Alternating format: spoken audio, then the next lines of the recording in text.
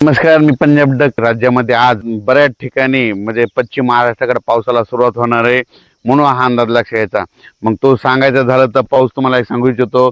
अहिल्यानगर जिल्हा, पुणे जिल्हा, नाशिक जिल्हा, त्याच्यानंतर कोकणपट्टी, घाटमाता, त्याच्यानंतर महाबळेश्वर, सातारा, सांगली, सोलापूर, कोल्हापूर, त्याच्यानंतर लातूर, बीड, धाराशिव, परभणी, जालना, संभाजीनगर ह्या पट्ट्यामध्ये आज म्हणजे सांगायचं झालं तर 13, 14, 15च्या दरम्यान म्हणजे पाऊस येणार आहे, म्हणून हा अंदाज लक्षात घ्यायचा. ज्यांची हळद असेल तर तुम्ही काय करा की तुमची हळद ह्या 3 दिवसामध्ये झाकून ठेवा. कारण की राज्यामध्ये सांगायचं झालं तर आता आज देखील पाहू शकता, मी पैठणला जाताना या ठिकाणी पाऊस पडलेला आहे.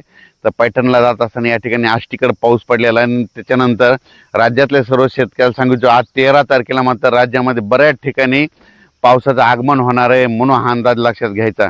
म्हणजे हे पाऊस तुम्हाला सांगू इच्छितो की आजचा पाऊस मग पुण्याकडे पडणार आहे, नाशिककडे देखील आहे, अहिल्यानगर भागात देखील आहे, अकोले, जुन्नर, सिन्नर, त्याच्यानंतर कोकणपट्टीकडे आहे, कोकण घाटमाथ्यावर जरा जास्त पाऊस पडणार आहे, सातारा, सांगली, सोलापूर, कोल्हापूर, पुणे ह्या पट्ट्यात देखील चांगला पाऊस पडणार आहे, म्हणून हा अंदाज लक्षात. म्हणजे आज बऱ्याच ठिकाणी जवळजवळ सांगायचं झालं तर आज म्हणजे 13, 14 आणि 15 तारखेपर्यंत राज्यामध्ये पश्चिम महाराष्ट्राकडे जरा जास्त पावसाचा असणार आहे.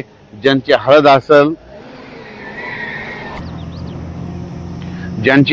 असेल, कांदा असेल तर तुम्ही काय करा, आज दुपारपर्यंत झाकून घ्या. दुपारनंतर राज्यामध्ये म्हणजे बऱ्याच ठिकाणी पश्चिम महाराष्ट्राकडे पावसाला सुरुवात होणार आहे, म्हणून हा अंदाज लक्षात घ्यायचा.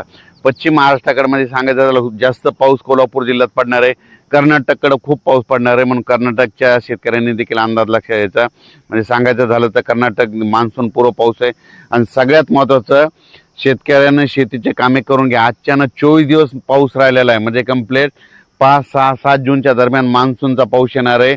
म्हणजे मान्सून जवळ फक्त मान्सूनचा पाऊस यायला 24 दिवस राहिलेत, म्हणून शेतकऱ्यांनी शेतीचे कामे करून घ्यावी, म्हणून हे देखील लक्षात द्यायचं. ज्यांच्या हळदी असेल समजा पश्चिम महाराष्ट्रातल्या देखील समजा सांगली जिल्हा, सोलापूर जिल्हा, कोल्हापूर जिल्हा, अहिल्यानगर, जुन्नर, सिन्नर, नाशिक, त्याच्यानंतर संभाजीनगर, जालना जिल्हा, परभणी जिल्हा, लातूर जिल्हा, धाराशिव जिल्हा, बीड जिल्हा, ज्यांच्या हळदी काय असेल तर तुम्ही आज काय करा, दुपारनंतर झाकण्याची तयारी ठेवा. कारण की दुपारनंतर राज्यामध्ये बऱ्याच ठिकाणी पाऊस येणार आहे. सर्वदूर नाही पडणार, फक्त विखुरलेल्या स्वरूपाचा हे अवकाळी पाऊस असतो. आणि सगळ्यात महत्त्वाचं 15 मे ते 30 मेच्या दरम्यान ज्या भागात जास्त पाऊस पडला पावसाळ्यात त्या भागात मात्र जास्त पाऊस पडतो. एक सगळ्यात उदाहरण सांगतो, 15 मे ते 30 मे दरम्यान आता ही आष्टी भाग आहे, ह्या आष्टीला पाऊस पडला बघा, इथं हे पाहू शकता. तर येणाऱ्या पावसाळ्यात इथं दररोज पाऊस येणार. आणि जर एखाद्या दिवशी इथं बाजूला एखाद्या गावाला नाही पडला तर येणाऱ्या पावसाळ्यात त्या गावाला सोडून देणार, म्हणून हे लक्षात घ्यायचं. 15 मे ते 30 मे दरम्यान पडलेला पाऊस निर्णायक असतो, म्हणून हे देखील लक्षात घ्यायचं. म्हणून राज्यातल्या सर्व शेतकऱ्यांनी हा अंदाज लक्षात घ्यायचा. पाऊस जवळ आलेला आहे, शेतीचे कामे करून घ्या. फक्त 24 दिवसात पाऊस राहिला आहे, म्हणून हे अंदाज लक्षात घ्यायचा.